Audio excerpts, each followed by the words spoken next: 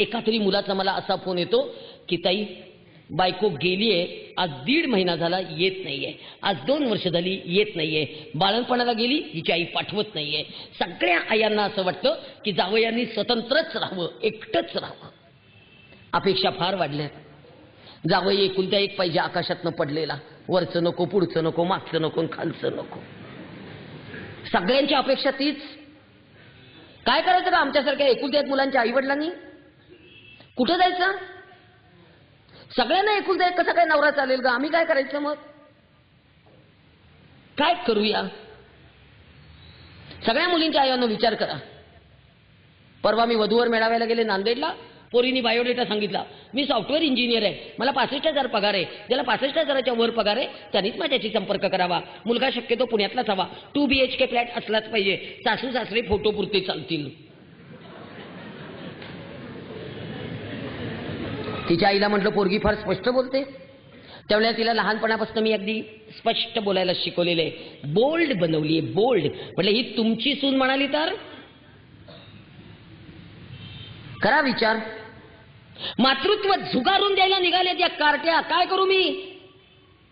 अनाथ बाळच सांभाळते मी. आता 22 बाळ आहेत माझ्याजवळ अनाथ. आणि ही बाळ दत्तक मागायला आयटी क्षेत्रातल्या मुली जास्त येतात. आयटी क्षेत्रातल्या मुलींना स्वतःचं बाळ नकोय आता. आयटी क्षेत्रातल्या जोडप्यांना आता स्वतःचं मूल नकोय आता. आयटी क्षेत्रातल्या मुलांना आयतं मूल पाहिजे. आयटी क्षेत्रातले नवरा बायको परवा बाळ मागायला आले होते, बसले. म्हटलं बसा, तरुण दिसताय, बाळ का दत्तक हवंय? नाही नाही म्हणे, मला 15 लाखाचं पॅकेज आहे, माझ्या नवऱ्याला 20 लाखाचं पॅकेज आहे. आम्ही दोघांनी बाळ जन्माला घालायचं म्हटलं तर 9 महिने गरोदरपणाचे आणि 6 महिने बाळ सेटल करण्याचे. आमचं 15 महिन्याचं नुकसान होतं मॅडम. बॅकलॉग कसा भरून काढायचा? बॅकलॉग कसा भरून काढायचा? म्हटलं अगं काय सुंदर असतं मातृत्व. अगं बाळ नसतं तेव्हा ते कधी येतं याची आतुरता. बाळ आलेलं आहे पोटात हे कळलं तेव्हा ते कधी बाहेर येतं याची उत्सुकता.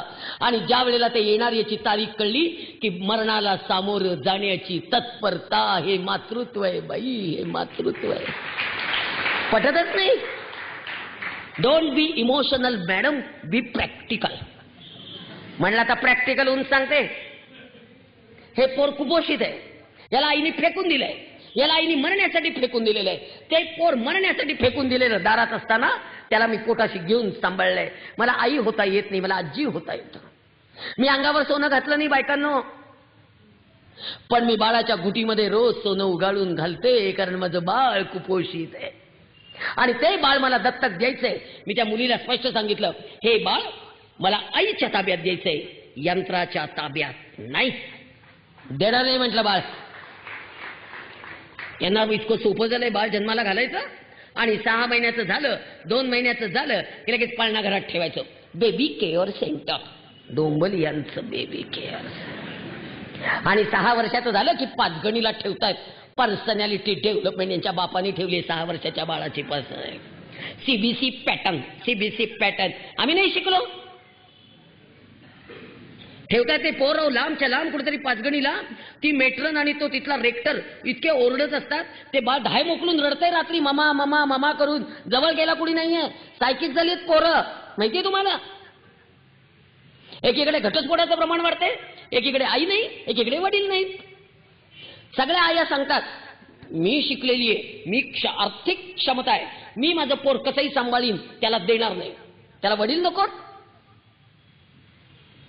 आणि सगळ्या वडिलांनो, लग्न झालेली पोरगी ठेवून घेताना 4 वेळा विचार करा की त्याला वडील नकोत का त्या बाळाला. बालवाडीवर पाट्या लिहिलेल्या आहेत, वडिलांकडे राहणाऱ्या मुलांना आईनी भेटू नये, आईकडे राहणाऱ्या मुलांना वडिलांनी भेटू नये. काय करायचं त्या लेकरांनी? सगळी निरागस बाळं एकटी येत असतात, सगळी निरागस बाळं सायकिक झाली. आता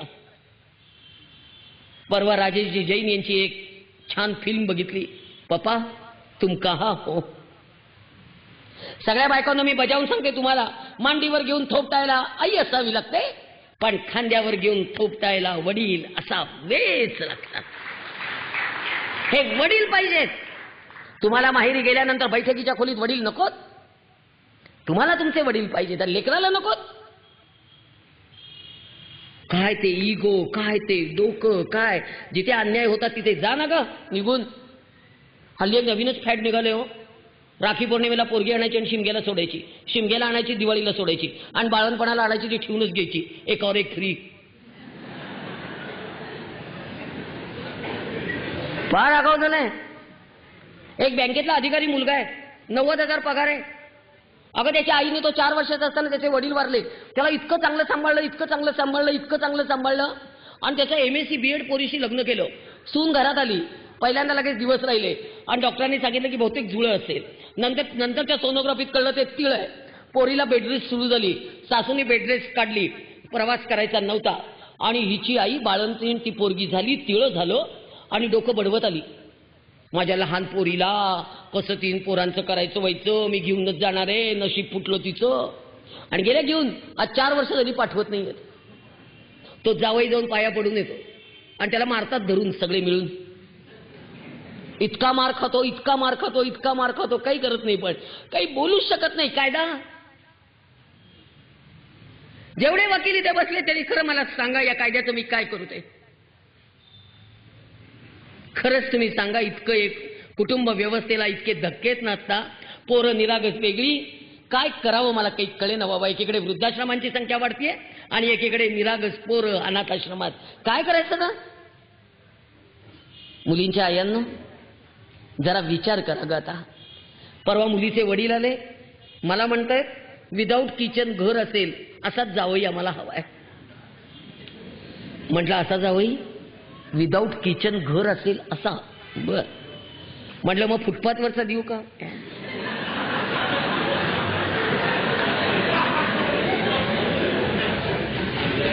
आमची मुलगी स्वयंपाकघरात जाणार नाही, आमची मुलगी स्वयंपाक करणार नाही, आमची मुलगी धुणं धुणार नाही, आमची मुलगी भांडी घासणार नाही, आमची मुलगी चतुर्थ श्रेणी कामं करणार नाही, संडास बाथरूम बेसिन आमची मुलगी घासणार नाही. म्हटलं तुमची मुलगी काय करणार नाही ते कळलं, काय करणार ते सांगा.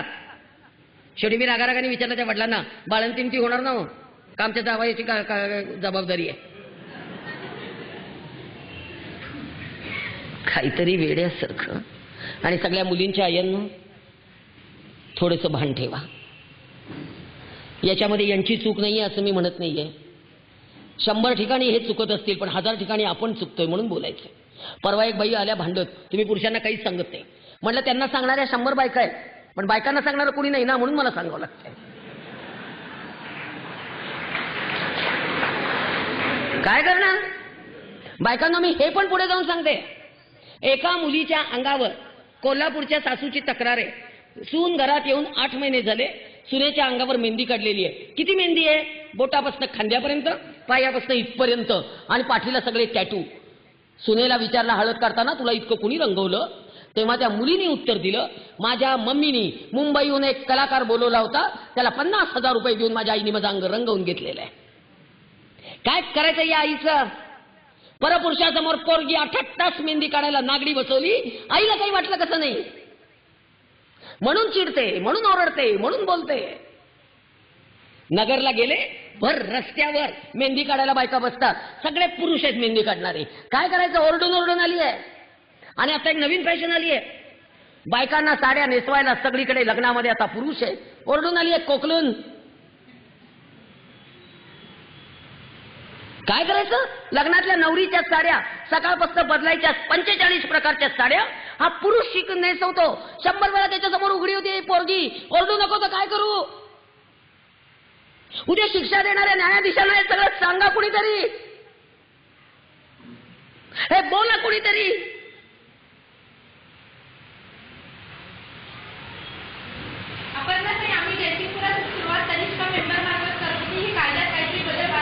नक्कीच व्हायला पाहिजे, नाहीतर आम्हाला काय करायचं प्रश्न आहे. छाती फुटून चालली आहे माझी, छाती फुटून. फार मला खरं नाही इतका अस्वस्थपणा आलाय बायकांनो, मी काही करू शकत नाही. रडण्याशिवाय मार्ग नाही. आणि फक्त दोष देत बसायचं, फक्त दोष देत बसायचं, सासूलाच दोष देत बसायचं. मला या बायकांच्या नटण्याला विरोध नाही करायचा, पण बायकांनो सध्या ब्युटी पार्लरला तुमचे केस कट करायला सुद्धा पुरुष आहेत. सांगलीमध्ये असे मॉल्स आहेत की जिथे सगळ्या बायका बॉडी स्पा, हेअर स्पा, फूट स्पा, सगळं पुरुषांकडनं करून घेत आहेत. आपण भारतीय स्त्री आहोत ना. या सगळ्याचा विचार कुणी करायचा? फक्त एकट्या मी. आणि मग माझ्यावर ऑर्थोडॉक्सचे शिक्के मारले जातात. मारू देत, काही बिघडत नाही. पण मी माझ्या नवऱ्याशिवाय कुठल्याही परक्या पुरुषाला माझ्या अंगाला हात लावून दिलेला नाही. हे माझं पातिव्रत्य आहे आणि हे माझं सतीत्व आहे आणि ते मी मानलेलं आहे. बाकी मी ऑर्थोडॉक्स असले तरी मला चालेल. त्यामुळे करूया विचार. आणि सगळ्यात आणखीन एक महत्वाचं नातं सांगता सांगता राहून जाईल. जावाजावांचं. छान वागा बाई. आणि सगळ्या सासवांनो, 2 सुनांमध्ये पक्षपात करू नका. एक जवळची आणि एक लांबची. पक्षपात जरा करणं बंद करा. आणि जावाजावांनो, बहिणींसारख्या राहा. आणि सगळ्या नंदांनो, भावजाईच्या संसारात ढवळाढवळ करायला जाऊ नका. तो नवीन एक कायदा आला ना, आणखीन डोक्याला ताप. वडिलांच्या इस्टेटीत समान अधिकार. वडील गेल्याच्या 8व्या दिवशी येत आहेत कार्ट्या. वडील गेले, आता भावाकडे इस्टेट मागते. ज्या बहिणींची परिस्थिती चांगली आहे त्यांनी भावाकडे इस्टेट मागायला धावाधाव करायची नाही.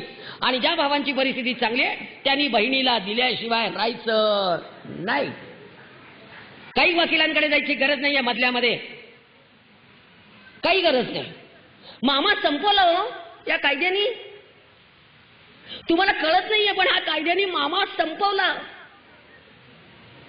काल भाऊ आला सपनात, आज आला दर्पणात आणि म्हणाला ववाळ निघालायला कधी येऊ गवी तुला तामणात. तो भाऊ 8व्या दिवशी कोर्टाच्या पिंजऱ्यात. सगळी नाती संपवली या कायद्याने.